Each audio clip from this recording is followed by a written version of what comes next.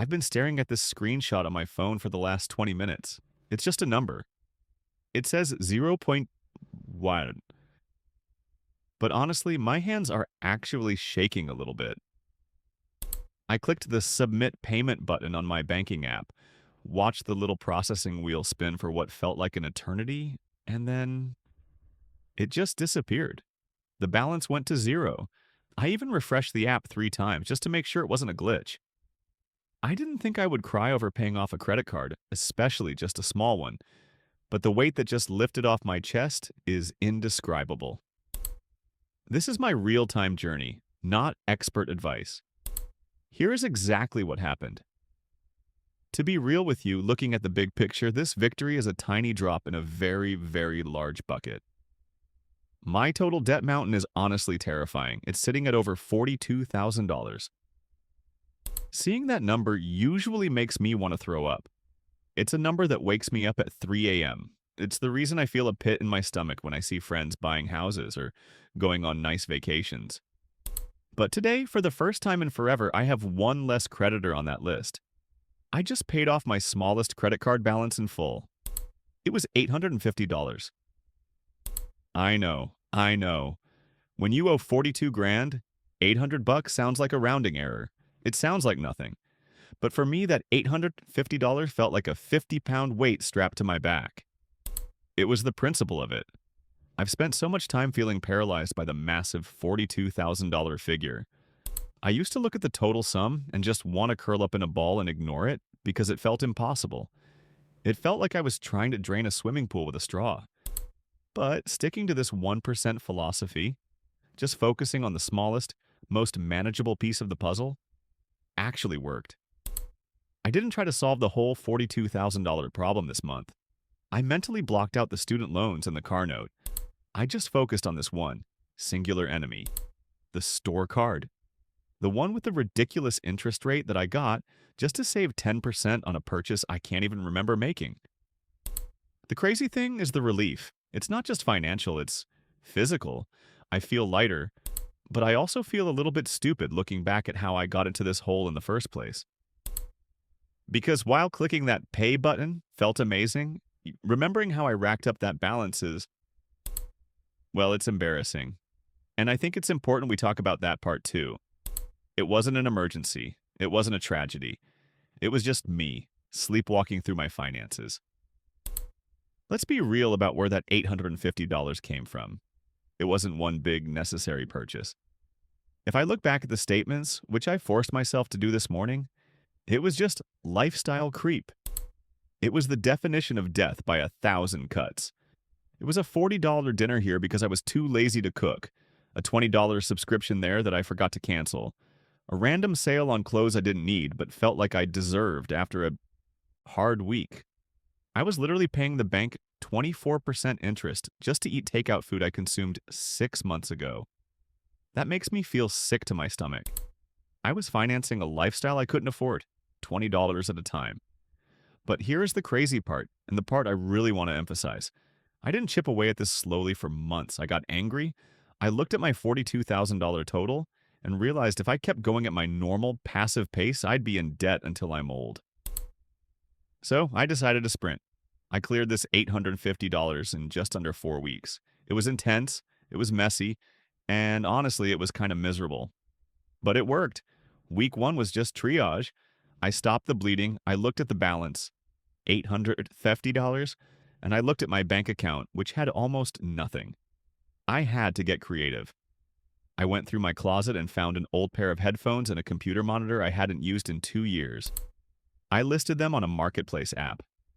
Dealing with the buyers was a headache, people ghosting me trying to haggle me down to nothing, but I stuck to it. That got me the first $120.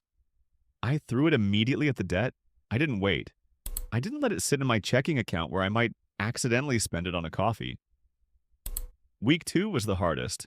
I did a strict no-spend week, and I mean strict. My friends invited me out for drinks on Friday, the kind of social pressure that usually makes me cave immediately. I had to look them in the eye and say, I can't. I'm broke. I'm doing this challenge. That hurt. It was embarrassing to admit I couldn't afford a $15 cocktail. I stayed home and ate pasta from the pantry that had been there for 6 months. I felt isolated. I felt like I was being punished while everyone else was having fun. But by Sunday night, I realized I had saved about $150 that usually vanishes on weekends. Boom. Straight to the debt. Week 3 and 4 were just a grind. I picked up a couple of extra hours of freelance work, stuff I usually say no to because I'm too tired after my day job. I was tired. Yeah, I was exhausted. My eyes were burning staring at the screen late at night. But every time I wanted to order Uber Eats because I was lazy, I looked at that $42,000 number on my wall. It scared me straight. I cooked eggs for dinner 3 nights in a row.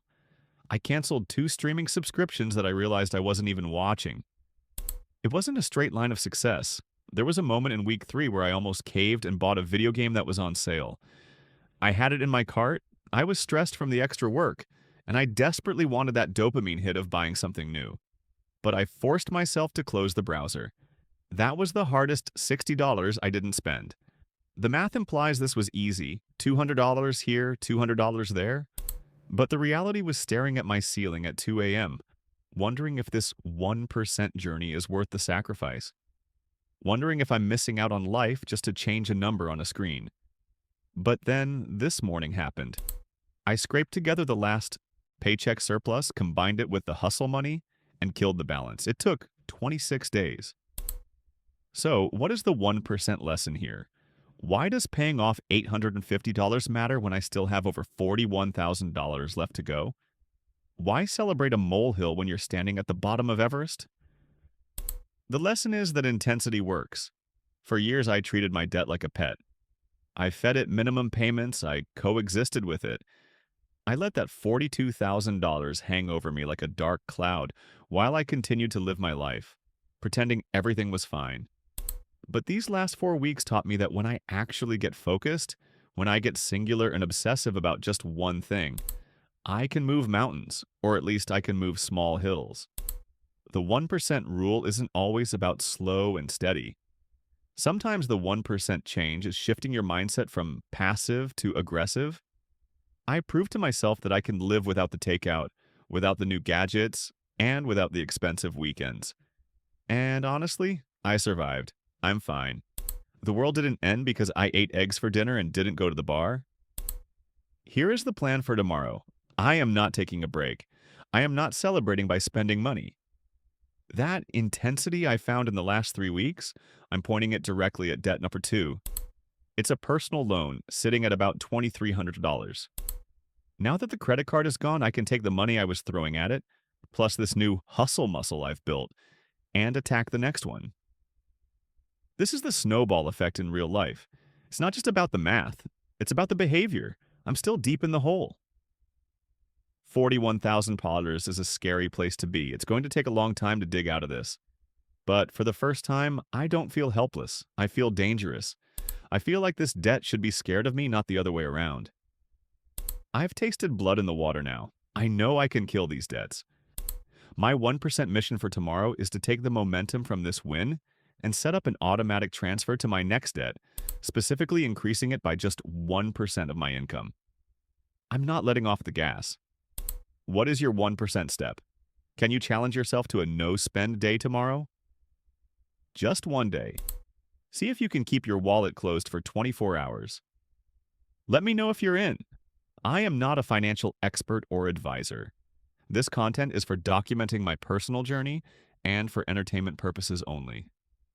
Please do your own research before making any financial decisions.